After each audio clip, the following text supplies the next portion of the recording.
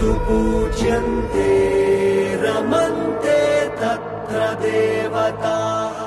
అసలు ఈ సినిమా విజయ్ గారు ఎలా ఒప్పుకున్నారని నేను అప్పుడప్పుడు ఆలోచిస్తాను. ఈ సినిమా విజయ్ గారు కాకుండా ఇంకెవరు చేయగలుగుతారు అని అప్పుడప్పుడు ఆలోచిస్తాను. బికాజ్ చాలా బ్యూటిఫుల్ ఫిల్మ్. అంటే ఏ ప్రొడ్యూసర్ ఎవరు విన్నా సరే ఈ స్టోరీ చాలా నచ్చుతుంది.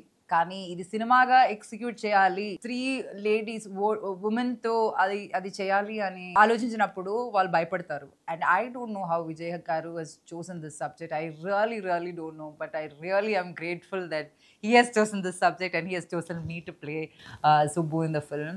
ఒక ఉమెన్ ఫిల్మ్ అంటే మనకి బడ్జెట్ లిమిటేషన్స్ వస్తాయి. కానీ విజయ్ బడ్జెట్ గురించి ఏం ఆలోచించకుండా కంటెంట్ నమ్మే పెట్టారన్నమాట ఈ సినిమా మీద budget. That was a very daring attempt చెప్పాలి. అంటే చాలామంది పెట్టరు, అంటే కంటెంట్ చాలా బాగుంది బట్ అమ్మాయిల ఫిల్మ్ మీద ఇంత ఎలా పెడతాము, ఒక ఉమెన్ ఫిల్మ్ ఇంత డబ్బులు ఎలా పెడతాము అని చాలా మంది బ్యాక్అవుట్ అయ్యి, like it's not an easy film to make. Definitely it's a very tough film. అంటే ఒకటి ఏంటంటే డేరింగ్ స్టెప్. సో పర్దా లాంటి సినిమా వర్కౌట్ అయితే దెర్ ఆర్ మెనీ ఫిల్మ్స్, చాలా ఫిల్మ్స్ ఈ సినిమాని ఇన్స్పైర్ తీసుకుని బోల్డ్ స్టోరీస్ వస్తాయి. From day one, the fact that a producer was ready to back a film like this in an industry like this was a big thing.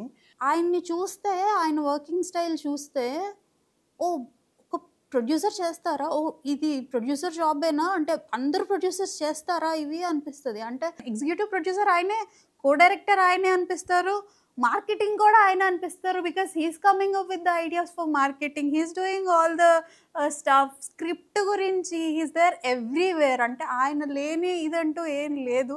శివుడు ఆజ్ఞ లేనిదే చీమైన కుట్టదు అంటారు కదా. సో ఆయన ఆజ్ఞ లేకుండా ఒక్క పేపర్ బయటికి వెళ్ళదు, ఒక్క ఫైల్ బయటికి వెళ్ళదు. ఒక ఆఫీస్ బాయ్ కదలాలన్నా అది ఆయన చెప్పిందే అయి ఉంటుంది. ఎగ్జిక్యూషన్ నుంచి స్టార్టింగ్ నుంచి ఎండ్ వరకు ఆయన తీసుకున్న కేర్ బేసికల్ గా. ప్రొడక్షన్ హౌస్ కి ఇది ఫస్ట్ మూవీ అయినా కూడా విజయ్ గారి ప్లానింగ్ లో it was planned very well. అంటే ఈ సినిమాకి మెయిన్ ఛాలెంజ్ వచ్చి ధర్మశాలలో షూట్ చేయటం. అలాంటి లొకేషన్స్ కి వెళ్ళి షూట్ చేయటం అనేది చాలా కష్టమైన పని. ఈ యూనిట్ అంతా తీసుకెళ్లి అక్కడ 30-40 డేస్ ఉండి కావాల్సిన సీన్స్ అన్ని తీసుకురావటం, అంటే అక్కడ రాజేంద్ర ప్రసాద్ గారిని, సంగీత గారిని, అంటే అలాంటి యాక్టర్స్ ని తీసుకెళ్లి అక్కడ ఈ సీన్స్ అన్ని ఫినిష్ చేసుకుని రావటం అనేది ద బిగ్గెస్ట్ ఛాలెంజ్. కంటెంట్ని అంత నమ్ముతారు విజయ్ గారు. మంచి సినిమా, మంచి పాయింట్ ఉన్న సినిమాని అంత నమ్ముతారు. And I don't know if any other producer would have been able to say yes to such a big project.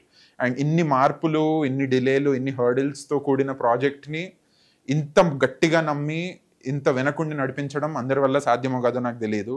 But Vijay గారు, ప్రాప్స్ టు యూ. అసలు మీరు ఎలా చేశారో నాకు తెలియదు. It is a great achievement that I think you should be very proud of. Parda is releasing on August 22nd in theaters all over.